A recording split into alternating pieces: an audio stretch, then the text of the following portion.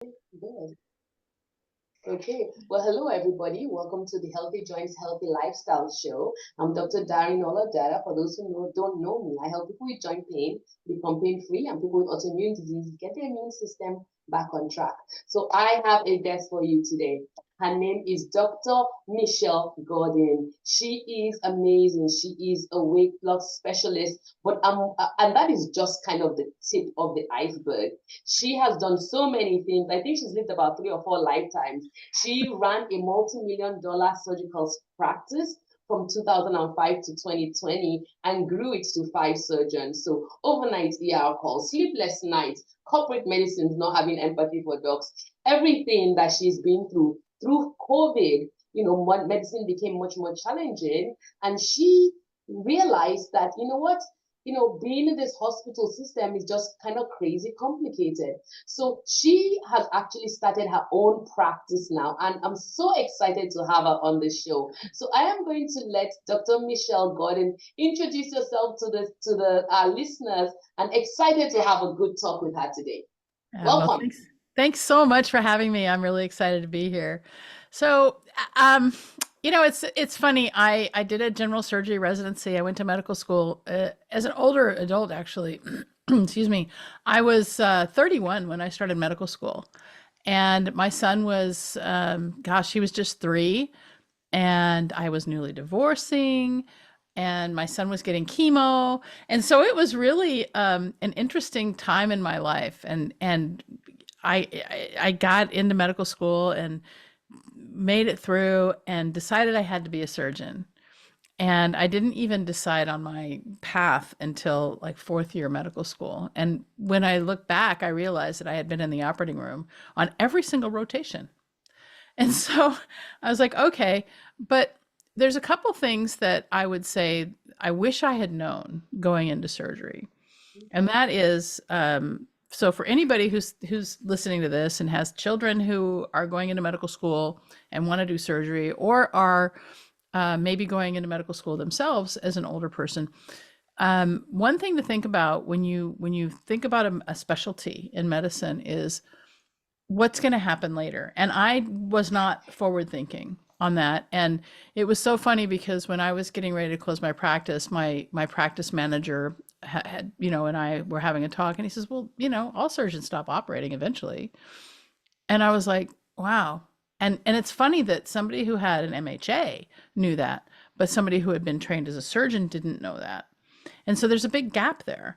And as I was figuring out how to reinvent myself in medicine, first I was like, I had completely rejected medicine. I had burned out so much. I'm like, I'm never going back to this. And then I saw an ad on Indeed, and it was a surgical job working for a plastic surgeon. And I thought, I called him up and I talked to him, and I knew I could do it, but I had been out of the OR so long they didn't want me. But I thought it was just an opportunity for me to look at it from a different perspective and say, wow, if I was willing to go back to the operating room, does that mean I'm willing to practice medicine again? What are my options? And within 3 months, I became boarded in obesity medicine and lifestyle medicine, and I got certified by the Ethical Coaching Collective as an integrative change worker. And so I can do a lot of coaching around behavior change, which is my real passion. And the reason why I decided to get boarded in obesity medicine was because that was something I really struggled with as menopause came on, was just the weight gain and trying to figure out how to manage my body through menopause because I got the belly. Wow. And as I started to do that, I thought, how many other women can I help? And so I've been helping women navigate midlife for several years now, and I've helped a lot of women make great changes in their lives. But as I sat down and looked at it, I thought, well, how can I help even more? Yes. And it's like, we have some very good ways of helping people get rid of food noise now and to kind of drop the excess weight. Yeah. And through getting boarded by, the American Board of Obesity Medicine, that's what it is. So getting boarded by them, I really learned a lot about how we gain weight and how it's not really our fault, And there's a lot of things that we can do. You're gonna have to talk to us about this, especially the it's not my fault part. I want to know. We may even totally derail and just talk about that. I want to talk about, there is such a huge need, right? I would say that even for myself, I'm finding that what worked in my 30s is not working. I know what worked in my 20s didn't work in my 30s, worked in my 30s, not working in my 40s. And now getting to my 50s, I'm like, wow, what worked so far isn't working now. And so, I think a lot of us are in that basket where, and so I would say for myself, it was more like I would exercise. I go to the gym every morning. I'm going to exercise, but do not talk to me about food. Do not. Like, I have paid my dues, right? That was kind of my mindset. I paid Yeah. my dues in the morning, 6 o'clock this morning. I was in the gym. I paid my dues. Don't speak to me about food. But now, we're getting to learn more. That no, you cannot outrun a bad diet. You cannot. You have to kind of look at a more holistic picture. So please, please, please, we need to kind of delve into that a little bit, especially with menopause coming in and just throwing a wrench into things. Yeah, menopause is a real problem for a lot of women. I think the first thing I have to say about menopause is that it's a surprise because we expect puberty because we're told things are going to change. And so yeah, we go from, being flat chested to having breasts. Great. We can build a baby. Awesome. We have these amazing bodies. But nobody said, "Oh, by the way, your ovaries are going to dry up and you're going to be crazy." No, nobody said that because as we lose estrogen, it affects our brains and that's why a lot of women as they go through perimenopause can have some mental health crises, and not to the point that they have to be hospitalized, but it's like they say things like, why am I an emotionally charged stranger to myself? And so what That things is that true. yeah, things that didn't seem important now, I mean, my best example is I was cooking and I spilled the salt. Now, who cares, right? But no, no, that had to be like this big old screamy, like, ah, God damn it, you know. And so, where we have a lot of personal control, maybe in the past during menopause, we don't, and it feels very, very disruptive. And so, when it comes to starting to look at menopause, the number one thing I have to say is there's no one size fits all answer. And so that's why in my programs in menopause, I help you create your own unique transition strategy because that's the most effective way to get your energy back, start to feel like yourself again without pills, powders, potions, or patches, unless you want Wow. them. Yeah. Now, some women Yes. do require hormones, and Yes. sometimes hormones are going to be the answer, and there's Yes. nothing wrong with that. But a lot of women can't take them because they've had breast cancer or some Yes. other hormonal issue, or maybe even some of your rheumatology patients can't take hormones because of how it affects their joints. Yeah. And so, what else do we have to look at? And what we have to look at is that there's about, I would say, four pillars, and it's how you eat, how you move, right? Yes. How you think, and how you Mhm. connect. Yeah. And those I'm are the I'm things. making notes. Sorry. And those are really the things that I spend a lot of time on in my programs talking to women about how to start getting going. And you said before, you said, don't talk to me about what I eat. And eating is so personal. Yeah. And we eat because it's pleasurable. We drink because it's pleasurable. We love to have our, food. I mean, give me my chips and my French fries. And so we have to, but what we have to do is we have to make peace with our food. And we have to understand that we can't always eat the same things that we used to eat. And there's a Yeah. lot of food, especially in the American food supply, that's Yeah. disruptive to our hormones. And I'll start with things like fast food that's fried. Yeah. Okay, well, let's just start right there. Because remember, hormones come from fat. Whatever fats you're putting in your body are the building blocks of your hormones. And so we're starting to now, after many years, maybe the last 20 years, there's been kind of an uproar about seed oils, toxic seed oils, and how they cause inflammation. And the seed oils that really do cause a lot of inflammation are corn, cottonseed, canola, soy, safflower, and sunflower. And those Soy. soy, Did yes, not soy know oil. about As a soy. matter of fact, there is a whole organization, scientific organization, that's based on how to make soybean oil less toxic to humans because Mm. it's toxic. And so, and I'm not saying that you shouldn't eat soy, like you shouldn't have tofu or edamame or whatever. It's the seed oil that is really bad. Because what happened was that way back in whenever, back in the cotton days, the seeds were getting rancid, and they said, "Well, what can we do to monetize this?" Mm. And they turned it into oil. And Mm. so, and cottonseed oil is one of the most toxic oils. Wow. Now, what I like to tell people is that nature doesn't make bad fats.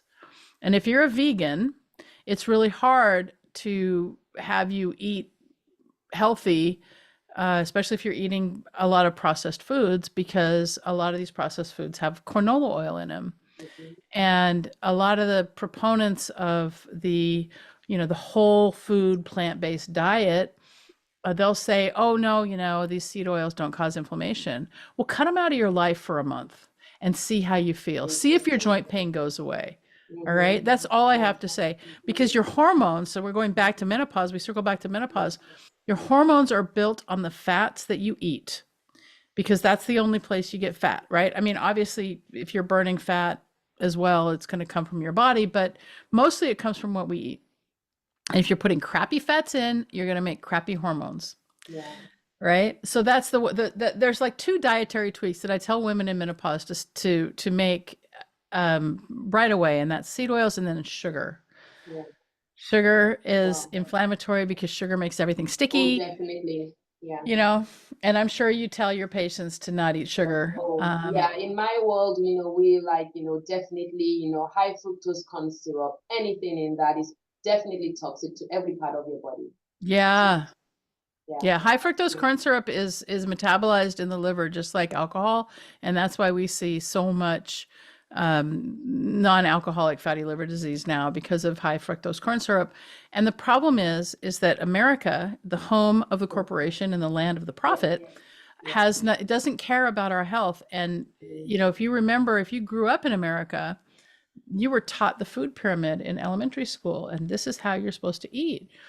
And a lot of us just take those beliefs with us because Yeah. that's when our core beliefs are created, is in our childhood. Yeah. And we say, okay, this is how I'm supposed to eat.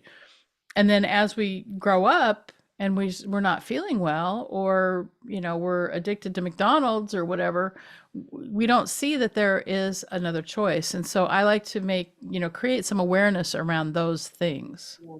That is so important, and so I mean, as in, how we've kind of been fed into this idea of even some of the snacks. I still remember take a break, take a Kit Kat bar, and Yeah. like Yeah. and and those things kind of go into our subconscious that you're like, oh, I guess I need to take a break, and then it's this high fructose corn syrup toxin. Okay, so another question. We kind of talked about kind of, you are hard driving, and I'm just gonna say that I know a lot of dogs doing weight loss, but not all of them are triple bodied, okay, high achiever. So you're about to tell me, okay, how you've mellowed, right? And and and what changed for you when you started putting yourself first, right? What Yeah. what would you say? Well, I would say so. Gosh, I was hit with this whole like, I don't know who I am now because surgeons, like, you're a doctor, so that. I mean, surgeons are there's a whole like gestalt that comes with being the surgeon. Yeah. And the surgeon is in charge, the surgeon is responsible, the surgeon, and it's very different. So you probably did internal medicine first and then a rheumatology fellowship. Yeah.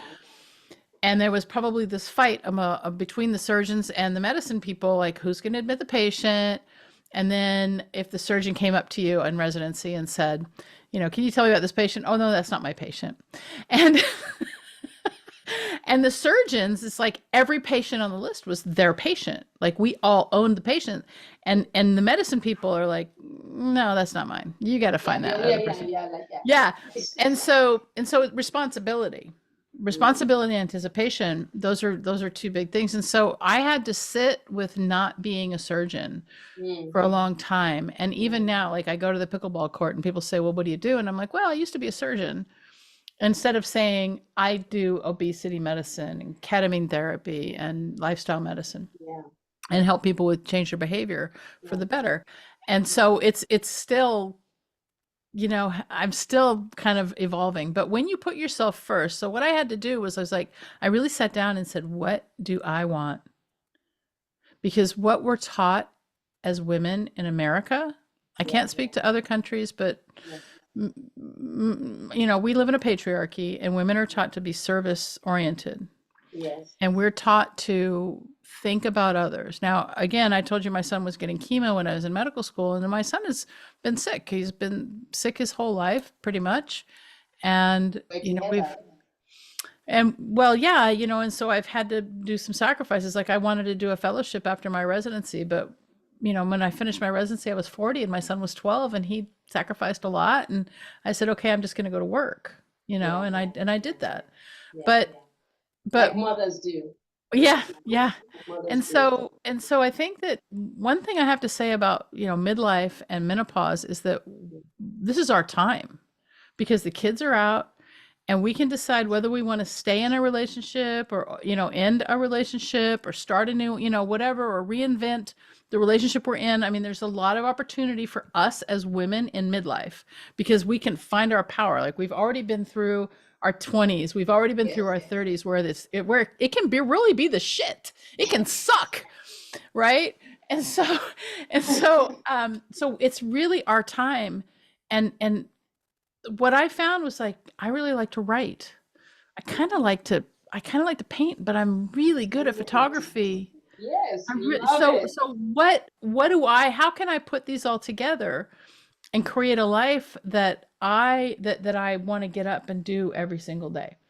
And that's kind of, I mean, I'm still figuring it out, but I Yeah, have to say that, you know, I I wanted to be able to help people with their weight management, and I figured the best way to do that would be able to prescribe. And so I'm licensed in like 17 states now. Washington State is one of them. And wonderful, because we need your help here. but the thing I think that really sets me apart is I'm not just gonna, see you and prescribe for you, and put you on a subscription, and then, I'm gonna meet with you. Yeah, It's a group setting because I yeah, think that we get a lot, especially as women, we get a yeah, lot of knowledge from each other because we're yes, older, and we meet and we talk about how, what's working, what's not working, that sort of thing. And yeah, I'll prescribe drugs for you, but I'm also going to help you change your brain yeah, because yeah. that's the main thing. Mm-hmm. That's the Yeah, main thing is when it comes to making any sort of behavior change, yeah, right? We don't want to do it. You said to me, "Don't talk to me about food. I'm not changing that." Right? But what if we could just make a small tweak? Like yeah. maybe you just drink an extra glass of water or you have protein with breakfast, I can do that. right?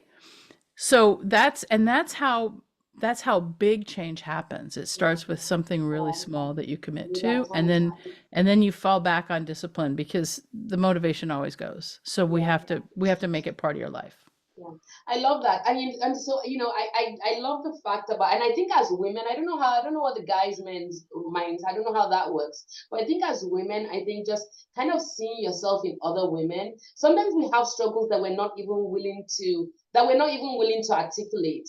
But in that group setting, you find someone and you're like, aha, that is so true. Yeah. She's talking about the struggles that you can really identify. So I love the fact that you're actually doing it in a group setting, because there's so much we learn from each other, and we are so good. I think as women, we typically kind of are more like, there's so many sisters groups and stuff like that. We kind of learn and rely on each other and kind of help ourselves through, because it's not easy, right?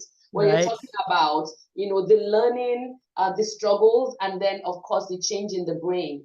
and having them kind of talk to each other and say, you know what, this is what Dr. Gordon was saying. And somebody is like, oh, well, I don't know if I'm going to go. And the other person is like, you know what, this, when I implemented it, this is the change that I saw. And then they're able to kind of like, okay, get back on the bus and say, hey, this is actually working.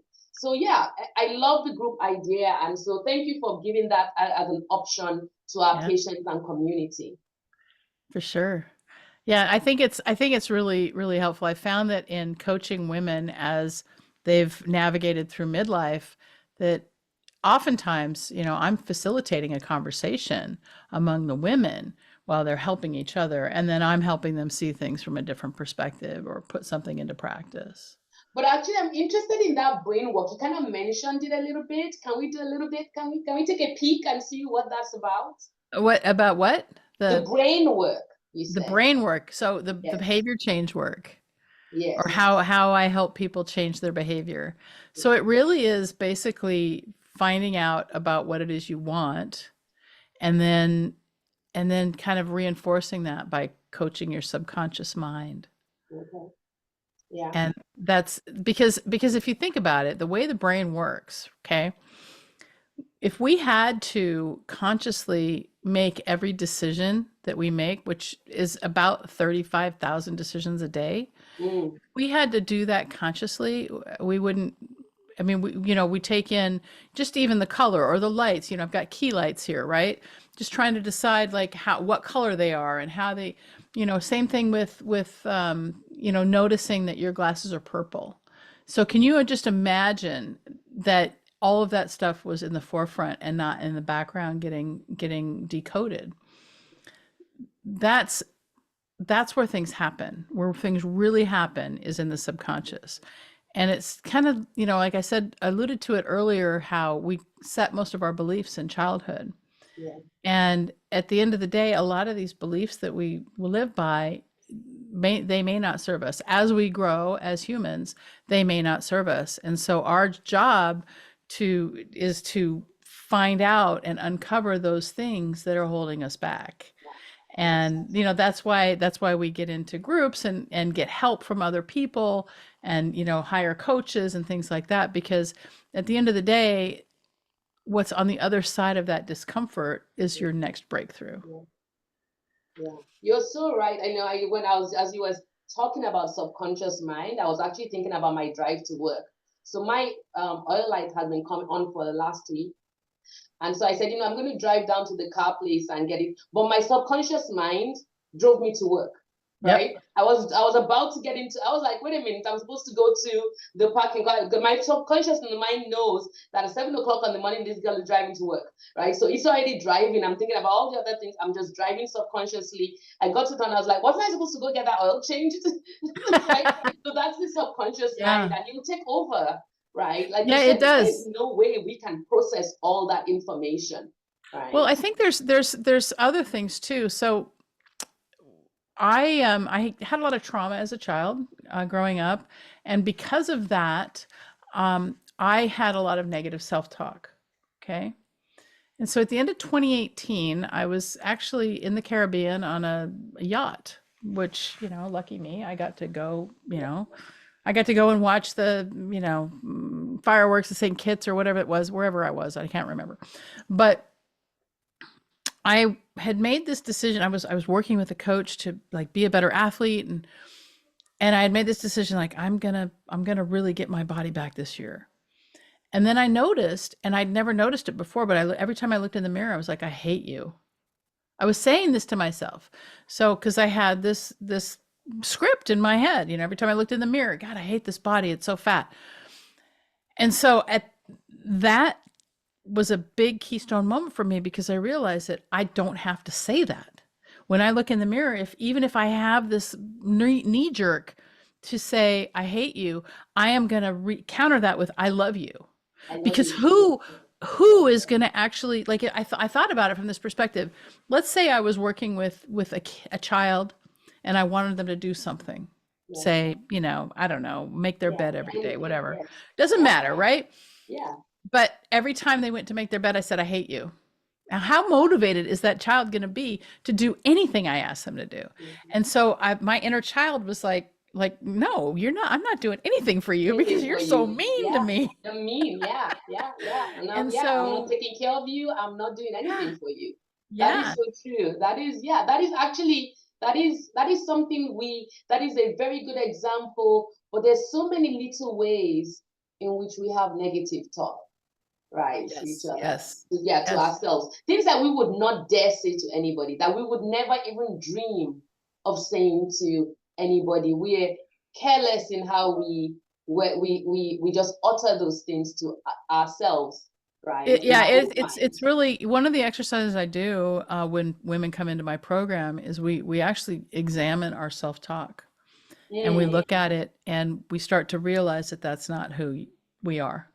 yeah, Because once you can get yourself separated from that voice and realize that the voice is not you, it's just like because if that voice was you, then who is listening to the voice? yeah, yeah.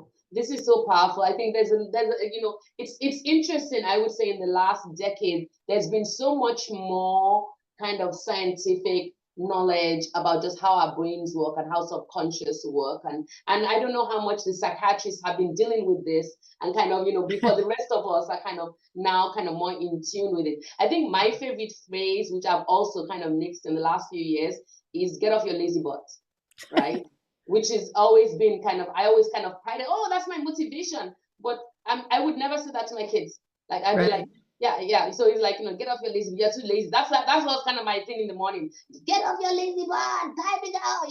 So, but yeah, so that's actually, so much there with just how that subconscious mind does so much. And if you're not aware, like you're saying, and you're not kind of analyzing it, and I'm sure that's a lot of work in a lot of the group classes. Tell us a little bit more about, how you help people in these group classes.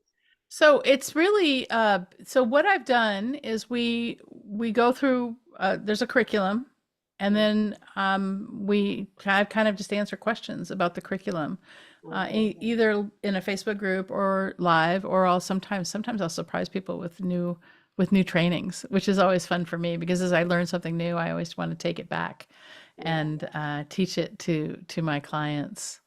Okay. Yeah. Yeah. Well, so can you tell us how? Because I hear you say Facebook Live. How can people find you? There are a lot of people that want to work with you. I'm happy to hear that you have a Washington State license, right? Yeah. So tell me, how can people work with you? Because I think this is just kind of the cherry on the sundae. Or maybe I'm not supposed to be talking about food like that, but yeah, so you can see my mind is already going to Yeah. food, right? That's okay. So yeah, but how can people find you? How can they work with you? So, on my website, it's drmichellegordon.com, MICHELLEGORDON. So, drmichellegordon.com. There is a link to create a time to meet with me, a Excellent. Calendly link, and it's $50 to meet with me. So whether you come on as a patient or you come on as a coaching client, but that's a $50 fee because I want you to show up. Yes. Yes, I I've know. had these things set up before where people, booked out and they never showed up, but you pay $50, you're going to show up. And Yes. so that's there and there's a series of questions there as well. But that's probably the best way is to go to my website and book a time with me. But the other way is you can just email me at support@drmichellegordon.com. Okay. And Okay. guess who answers the email? It's Who me. answers the email? It's you. Yeah, I read and answer all my own email. So, I mean, you got to give me some time. It might take me a while to get back to you, but if you have questions, specific questions about, maybe taking a weight loss drug or, getting your mind right or, whatever, I'm here to help. Wonderful. Well, Dr. Michelle Gordon, thank you so very much for coming on the show. Everybody, thank you for listening to the Healthy Joint Healthy Lifestyle Show. I'm Dr. Arinola Dada in the Greater Seattle area. If you think this video has been helpful, like it, share it, subscribe to our YouTube video channel, Healthy Joint Healthy Lifestyle with Dr. Dada. And I'm going to actually have Dr. Michelle Gordon's information at the bottom of this video when we air it. And so you can reach out to her. But she's an amazing coach. And I am so glad you have a license in Washington State. Thank you Yeah. so much for coming. Yeah, thanks so much for having me. I really appreciate it. Okay, have a great day.